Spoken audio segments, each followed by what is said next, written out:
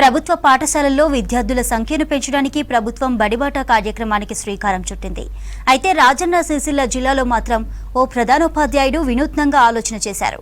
ప్రభుత్వ పాఠశాలల్లో చదువు ఎలా ఉంటుంది, ప్రభుత్వ పాఠశాలల్లో చదువుకుంటే ఎలాంటి లాభం జరుగుతుందనే దానిపై ఏఐ సాంకేతిక పరిజ్ఞానంతో వీడియోను రూపొందించి పిల్లల్ని, తల్లిదండ్రుల్ని ఆకర్షిస్తున్నారు.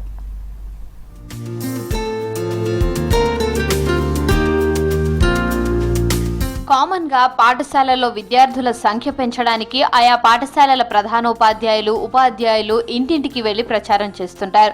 అయితే వేములవాడ రూరల్ మండలం వట్టెంల ప్రభుత్వ ఉన్నత పాఠశాల ప్రధానోపాధ్యాయుడు సూర్యనారాయణ డిఫరెంట్ గా ఆలోచన చేశారు.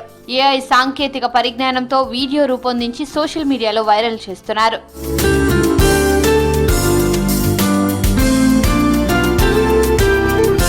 వట్టెంల ప్రభుత్వ ఉన్నత పాఠశాలకు ప్రధానోపాధ్యాయుడు సూర్యనారాయణ 2018లో పాఠశాలకు వచ్చే సమయంలో విద్యార్థుల సంఖ్య 23 మంది. పిల్లల సంఖ్య పెంచాలన్న లక్ష్యంతో ఉపాధ్యాయులు, స్థానికులతో పలు సమావేశాలు నిర్వహించారు.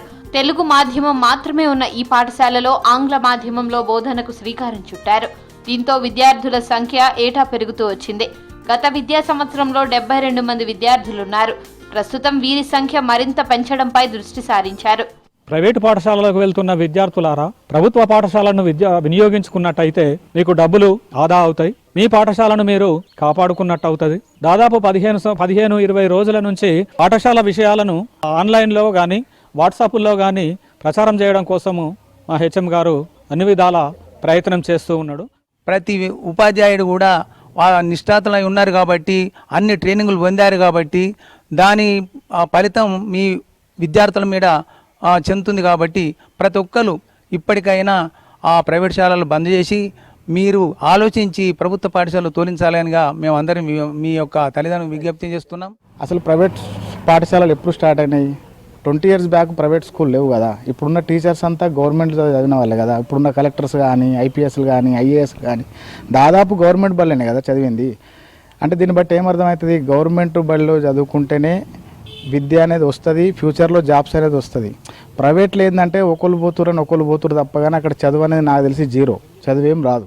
సూర్యనారాయణ గతంలో గంభీరావుపేట మండలం మల్లారెడ్డిపేట ఇతర ప్రాంతాల్లో పనిచేసిన సమయంలో విద్యార్థుల సంఖ్య పెంచడానికి వినూత్నంగా ప్రచారాలు నిర్వహించారు. హిందీ ఉపాధ్యాయుడితో యాంకరింగ్ చేయించి రికార్డు చేసి ప్రచార రథంతో గ్రామాల్లో ప్రచారం చేయించారు.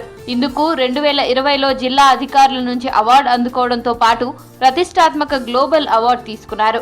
విద్యార్థుల కోసం పాఠశాల పేరుతో ప్రత్యేక వెబ్సైట్ రూపొందించి విద్యార్థులను ప్రోత్సహించే విధంగా ప్రేరణ వీడియోలు, అకాడమిక్ విషయాలు, కథలు, పుస్తకాలు, డిక్షనరీలు అందుబాటులో ఉంచారు. టీచింగ్ చాలా బాగా చేస్తారు, ఫెసిలిటీస్ చాలా బాగున్నాయి, కంప్యూటర్ ల్యాబ్ ఉంది, సైన్స్ ల్యాబ్, ఫుడ్ కూడా చాలా బాగుంటుంది. ప్రైవేట్ స్కూల్కి పోయే వాళ్ళు గవర్నమెంట్ స్కూల్కి రావాలని హెచ్ఎం సార్ చాలా కష్టపడుతున్నారు. సోషల్ మీడియాలో కూడా వైరల్ చేశారు.